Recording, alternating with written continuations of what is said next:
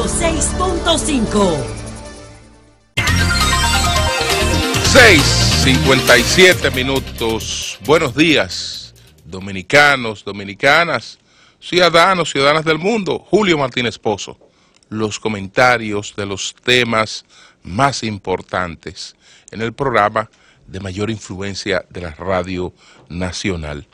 En este jueves 18 de enero, año 2018, buenos días a todo el equipo del Sol de la Mañana, María Elena Núñez, Víctor Gómez Casanova, Oli Matos, Anibelca Rosario, Pablo Maquine, Eury Cabral, José La Luz, Melton Pineda, Don Amaury Aibar, nuestros colegas de 5 a 7 de la mañana, Humberto Paniagua, Andrés Martínez, Yuri Rodríguez, buenos días a Luis Ramírez, Daris Terrero, Joselito Félix, en Santiago de los Caballeros, Ramón Paulino, así late la ciudad corazón, Manuel González Manegonte, nuestro catedrático del sector agropecuario, buenos días a Rafael Díaz, nuestro cronista deportivo, Helen Gil, nuestra productora, Sonia Patiño, nuestra coordinadora, buenos días a Joa Bernal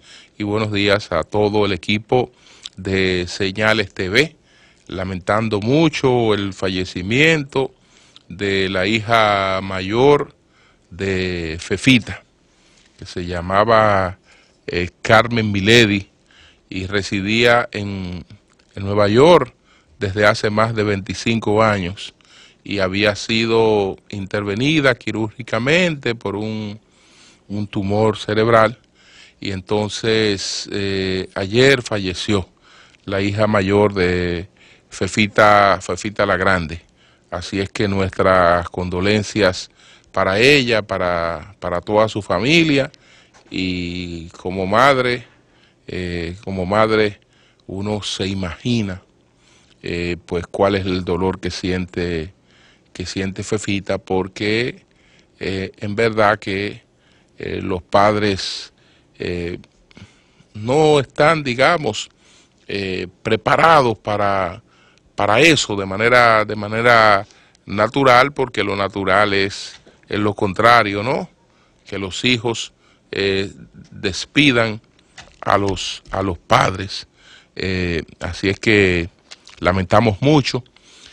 Ayer hubo un incendio aquí en el laboratorio de química de la UCE.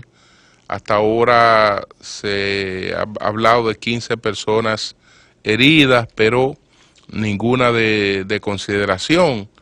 Probablemente hoy tengamos detalles directos de esa situación. Bueno, señores, entre los temas que vamos a tratar en el día de hoy, primero algunos un poco breve.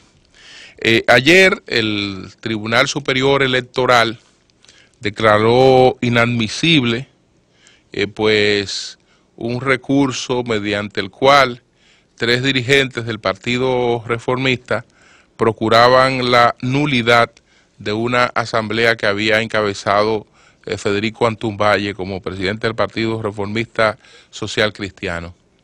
El Tribunal Superior Electoral no conoció del fondo del reclamo, porque el reclamo se produjo ya con los plazos para ese recurso vencidos. Entonces lo que hizo el Tribunal Superior Electoral fue que declaró inadmisible el recurso presentado por Ramón Pérez Fermín, Joaquín Ricardo y Miguel Bogar. Los declaró inadmisible por presentarlo después que el plazo para ese recurso se había vencido.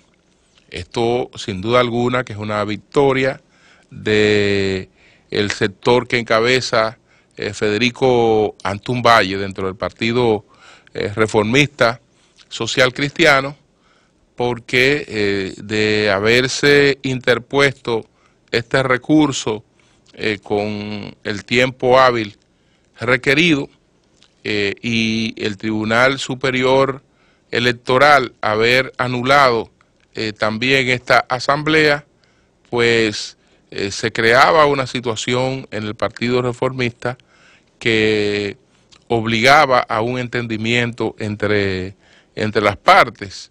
Hoy el sector de Federico Antunvalle pues puede proclamarse victorioso entre comillas, diría yo, porque la victoria de un partido es la incidencia que ese partido va logrando en la población.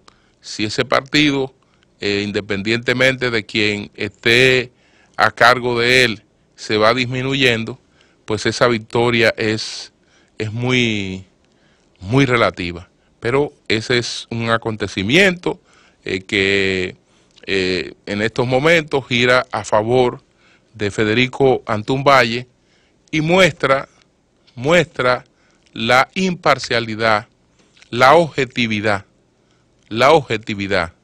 de el Tribunal Superior Electoral a la hora de tomar sus decisiones.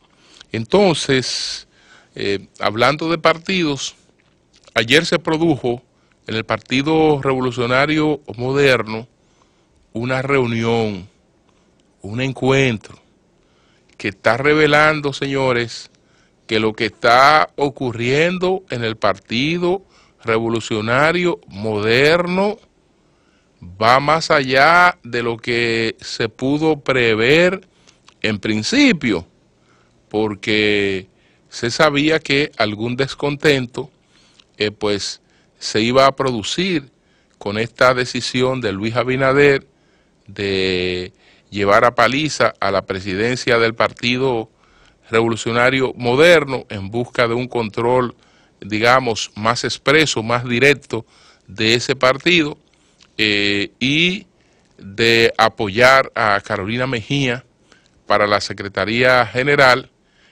pues tratando de que Hipólito Mejía pues se sintiera parte de este proceso, y si ya con la posibilidad de disuadir una rebelión de Hipólito Mejía, cualquier otra cosa era subestimada en el PRM, pero en política resulta que no se puede andar subestimando. Y lo que se ha producido en el PRM tiene la connotación de una rebelión importante. He hablado con gente del PRM porque realmente uno no se puede poner a estar haciendo planteamientos a la ligera, a estar haciendo planteamientos que, bueno, reflejan sencillamente mis deseos, y entonces la realidad puede andar distante de mis deseos, y lo que quiero es ver realmente cómo van las cosas para así poderla plantear, independientemente de que pueda decir, mire, esto va así, aunque mi opinión o mis deseos son estos. Miren, señores, si hoy se hicieran votaciones en el PRM, hoy, 18 de enero del año 2018, si hoy se hicieran votaciones en el PRM, si fueran hoy, el presidente del PRM sería Andrés Bautista.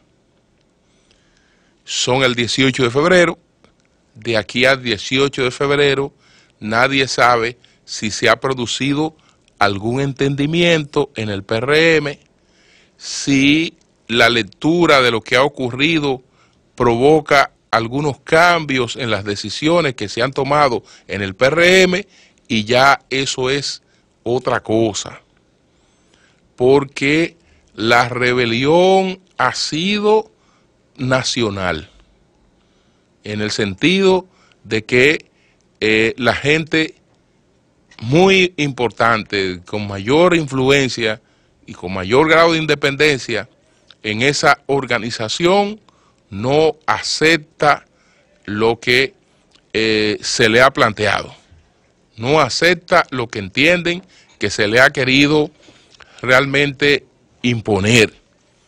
Entonces, los líderes a veces, cuando adoptan una decisión, entienden que hay que llevarla al final porque ya estaría puesto en juego su autoridad. Bueno, también, aunque nadie aprende en cabeza ajena, yo creo que Luis Abinader tiene que ver el espejo de Miguel Vargas Maldonado. Ciertamente Miguel Vargas Maldonado se generó una parte de los problemas internos en el PRD cuando Miguel Vargas Maldonado decide ir por el control directo del partido. Y entonces esto va a generar que gente que le apoyaba entonces cambiara de lealtades y un poco la correlación de fuerzas internas variara. Entonces, en ese espejo hay que verse porque hay que establecer prioridades. Una buena parte de nuestra oposición se la ha pasado siempre luchando por el control del partido, por el liderazgo de la oposición, y realmente la meta entonces de alcanzar el poder se ha quedado rezagada. Entonces hay que establecer prioridades. Es cierto que ahora, como los 4 partidos que tienen más de un 5%, manejan recursos, son en verdad entidades públicas, a veces se entiende que con el uso más controlado o apropiado de esos recursos, pero más controlado en beneficio de un sector, pues problemas que hay que resolver a través de otros medios y de otros aportes pudieran resolverse con esos recursos. Pero ¿qué resulta? Que usted puede tener en la nómina del partido, vía esos recursos, en una provincia, a 4 o 5 personas que reciben algún pago por su trabajo, por lo que fuere, o porque lo requieren, o por para la dedicación a su actividad política. Pero debajo de esas personas hay 200 disgustadas que no reciben eso. Entonces el que prioriza en eso realmente puede estar arrastrando el descontento de la mayoría. Eso es igual que el que quiere hacer una candidatura desde un ministerio o desde una función pública. Cualquiera diría, bueno, fulano tiene recursos para hacer una candidatura, tiene empleo, por lo menos, aunque ningún funcionario puede tomar dinero de una gaveta y sacarlo, tiene recursos. Bueno, eso le da una ventaja relativa porque también le da una desventaja relativa. ¿En qué institución estaba Leonel Fernández cuando se convirtió en candidato del Partido de la Liberación Dominicana? En ninguna. ¿En qué institución estaba Danilo Medina? En ninguna. ¿Qué controlaba Luis Abinader cuando se convirtió en el candidato del PRM? Nada.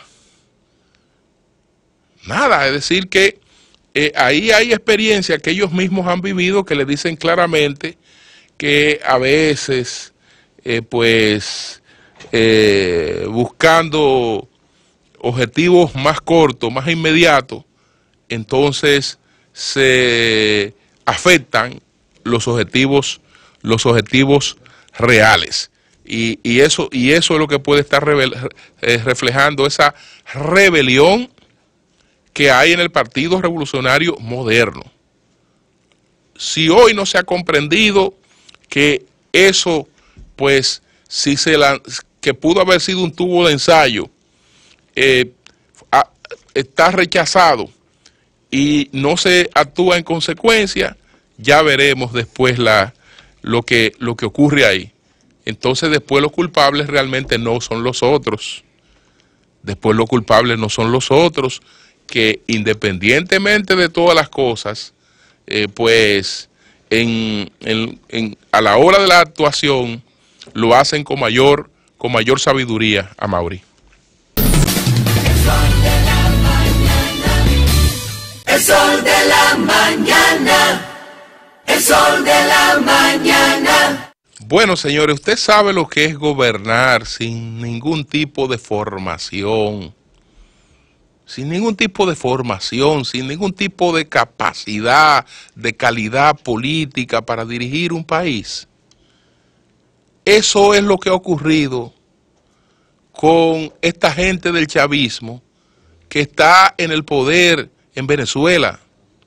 Señores, es la gente más desconsiderada que puede haber. La gente más loca vieja que puede haber dirigiendo una nación, haciendo política. Se ha presentado la situación que se ha presentado con Óscar Pérez, y ustedes saben que la oposición que expresé en ese sentido. Este señor desbordó los límites tolerables en una democracia, en una dictadura, en una semidictadura, no importa cuál sea la ideología. En su accionar, el código no escrito establece que si eso no se disuade de manera ejemplar, entonces lo que se estaría estimulando a que eso se reproduzca y se le vaya de la mano. Bueno, entonces se supone que un gobierno, unas autoridades han actuado contra un movimiento que le declaró en la guerra, que se declaró en armas contra el gobierno. Y bueno, y punto. Asuma usted las consecuencias y las responsabilidades de sus hechos. Pero de ahí a lo que se atrevió a plantear el ministro de Interior y Policía sobre esa situación, el señor Néstor Reverol, de que supuestamente las informaciones para localizar a Óscar Pérez la habrían obtenido con revelaciones que hicieron opositores que están en el diálogo en la República Dominicana. Señores, es una cosa sumamente desconsiderada. Es que usted no puede desprestigiar a las personas con las que usted está sentado en una mesa de diálogo.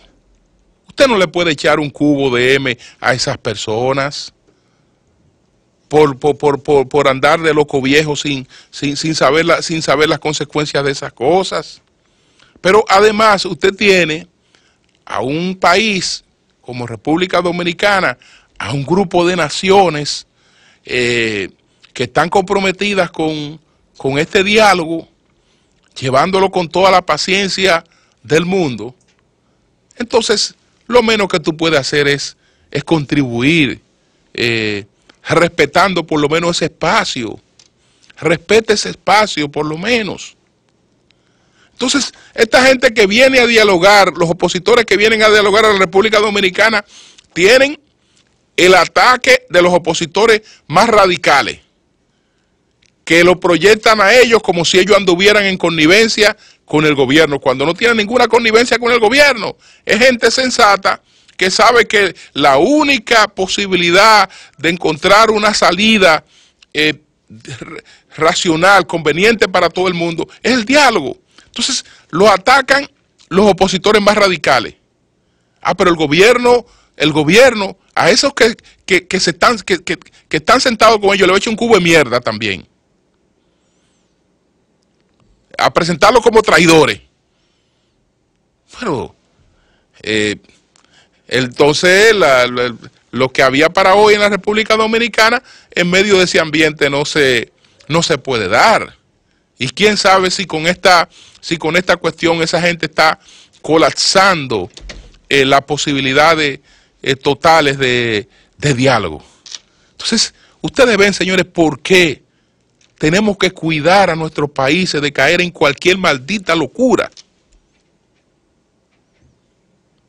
Porque, y eso, un país rico como Venezuela, un país que pudiera estar, una de las economías que pudiera estar liderando el crecimiento en todos los órdenes, en la región y en el mundo.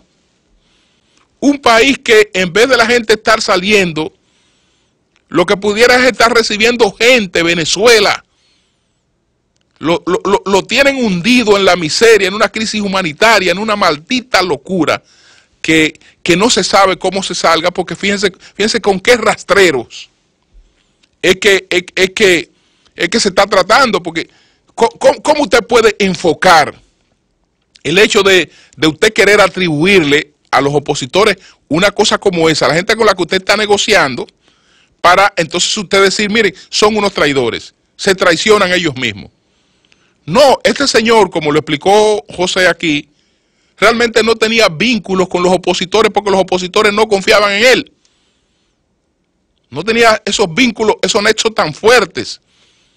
Su movimiento y el de los opositores, por ejemplo, de la mesa del diálogo, nada que ver, porque sencillamente lo veían como una estratagema del propio chavismo. No lo entendían hasta que ha ocurrido esto como una persona que estaba dispuesta a llegar realmente hasta donde llegó a Maurice. El sol de la mañana, el sol de la mañana.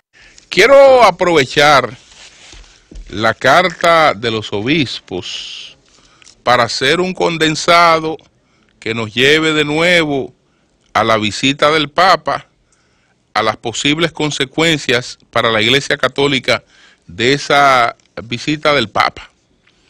Pero bueno, resulta que la Conferencia del Episcopado Dominicano ha publicado su carta pastoral, que si usted toma una carta pastoral y toma otra, estos son especies de editoriales de los medios de comunicación, de los periódicos, un poquito más ampliado, y realmente la opinión pública, uno lo toma siempre como un elemento para llamar la atención de los principales problemas del país. Y en ese sentido, nunca trae nada nuevo, pero si contribuye al debate y a focalizar la atención en los principales problemas del país, eso es una cosa positiva. Pero lo que ocurre es que ellos ignoran totalmente el momento que vive la Iglesia Católica a la hora de emitir esta carta pastoral, y entonces actúan como el que ve la paja en el ojo ajeno y no la viga que tiene en el propio. Porque si usted va a ser crítico, por ejemplo, perfecto, la sociedad tiene problemas de violencia intrafamiliar, condenan el problema de los feminicidios, del tráfico de seres humanos, drogas, armas, corrupción, impunidad, mala administración de la justicia y falta de equidad.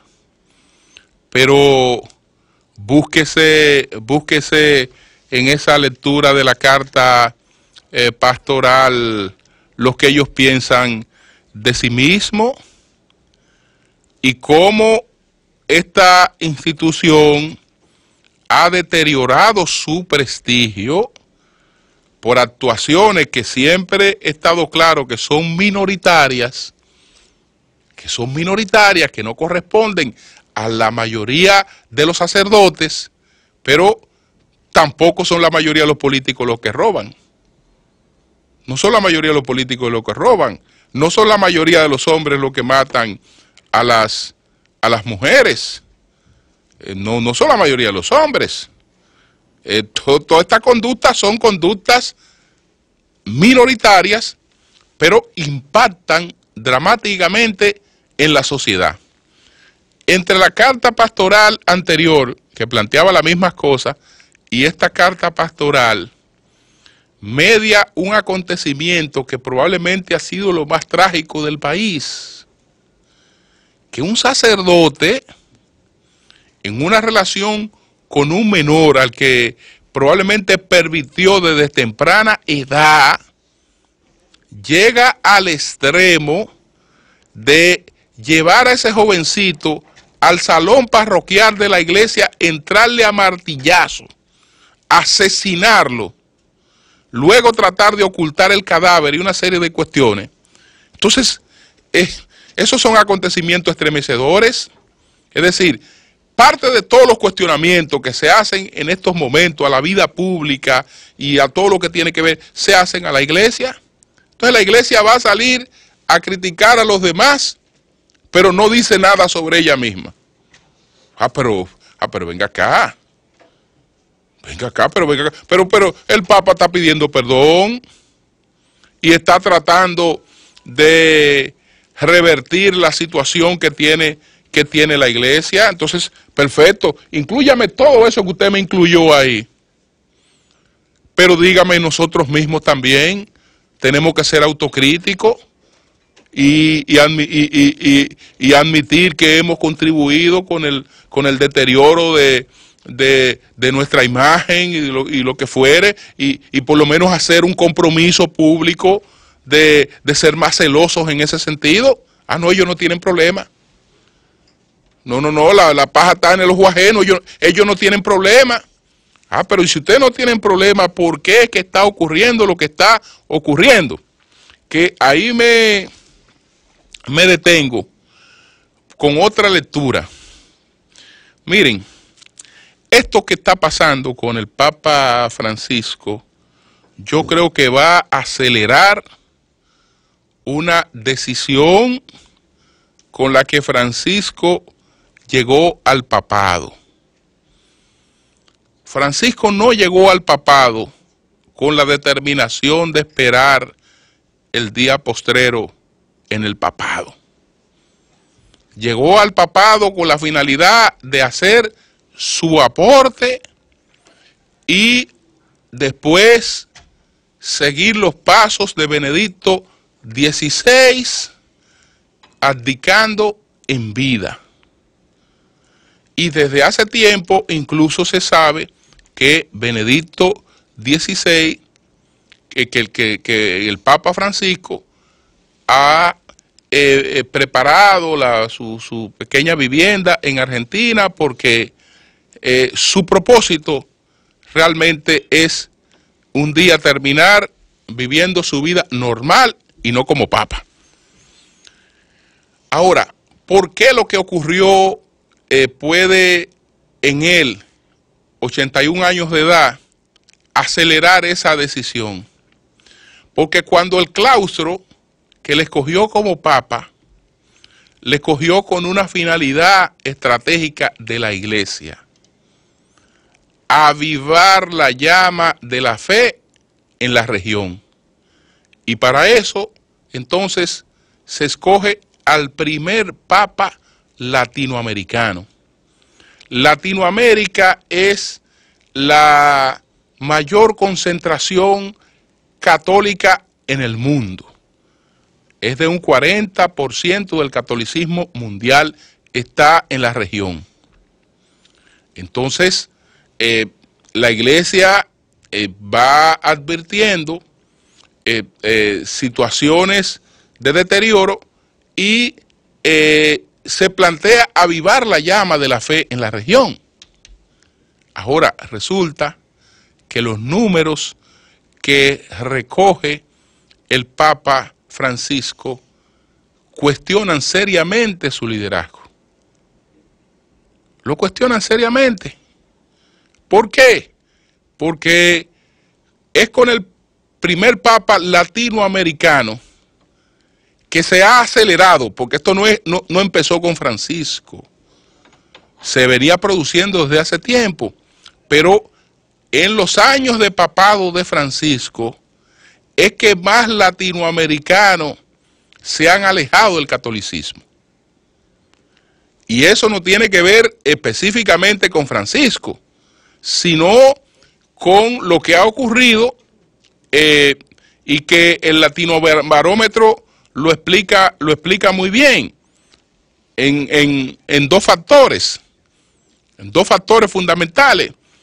Primero, el factor de la imagen negativa por esas conductas minoritarias de algunos sacerdotes, por esas conductas desviadas de algunos sacerdotes.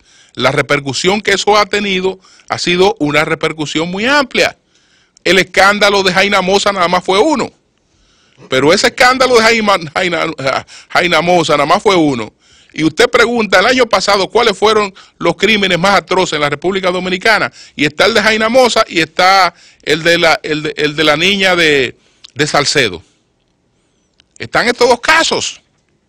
Entonces, la cantidad de reproducción que tienen estos dos casos lo convierten en miles de casos. Por una parte, la imagen cultivada por eso. Por otra parte, el tema que ellos lo tocan muy bien, de el crecimiento económico de la región. Y la aparición de una clase media un tanto más individualista, y esa clase media más concentrada en otras cosas, porque con esto de las redes sociales y del acompañamiento de la tecnología, pues gente que habitualmente experimentaba soledades, hoy no experimenta esas soledades, y entonces se ha ido individualizando cada vez más, y eso ha tenido esa incidencia. Entonces, ¿cuál es la conclusión? Papa latinoamericano, deterioro de la iglesia en su principal fuente de apoyo, que es Latinoamérica. Eso amerita respuestas. Y probablemente a sus 81 años él no esté en condiciones de darla. Pero tampoco nadie quiere que se le pegue el muerto. Sí, nadie quiere que se le pegue el muerto. Si él llega a la reflexión de que muchas de esas cosas están ocurriendo a pesar de él, a pesar de todo su esfuerzo, de su humildad, a pesar de toda su humildad, pues por primera vez 7 de 18 países de la región, el catolicismo se coloca por debajo de un 50%. Solamente en 2 países, en Honduras y Guatemala, que lo plantea claramente ese estudio, solamente en 2 países, esa situación de deterioro del catolicismo se ha reflejado en digamos, en un protagonismo, en una mayor incidencia de los cristianos evangélicos, solamente en Honduras y en Guatemala. En los demás lugares, lo que ha ocurrido es agnosticismo y ateísmo como elementos de mayor importancia. No es que los otros no se hayan registrado, sino como elementos de mayor incidencia. Frente a estas cosas, con un liderazgo entonces diezmado y cuestionado, porque caramba, para eso fue que se trajo a Francisco. A Francisco se trajo, es igual que usted trae un pitcher y le entran a palo. le entran a batazo. Entonces, ¿qué va a hacer el manager? ¿Qué va a hacer el manager? Entonces, la iglesia trajo a Francisco, creyendo que Francisco era la respuesta a una serie de cosas que estaba observando, y en la región de Francisco, la cosa se ha deteriorado como nunca. Cambio y fuera.